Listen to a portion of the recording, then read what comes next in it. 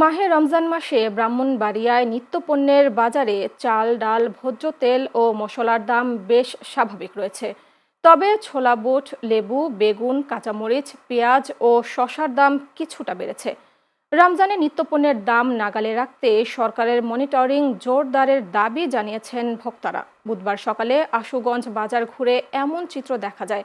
খেজুর ২২০ থেকে ১,২৫০ টাকা, আঙুর ৪০০ টাকা থেকে ৫২০ টাকা, ব্রয়লার মুরগি ১৬০ থেকে ২৮০ টাকা, ডিম ৩৬ টাকা থেকে ৪০ টাকা, গরুর মাংস ৭০০ টাকা, আলু প্রতি কেজি ২০ টাকা, রসুন প্রতি কেজি ১৮০ টাকা, পেঁয়াজ প্রতি কেজি ৪৫ থেকে ৫০ টাকা, কাঁচামরিচ প্রতি কেজি ১৫০ থেকে ১৬০ টাকা কেজি দরে বিক্রি হচ্ছে।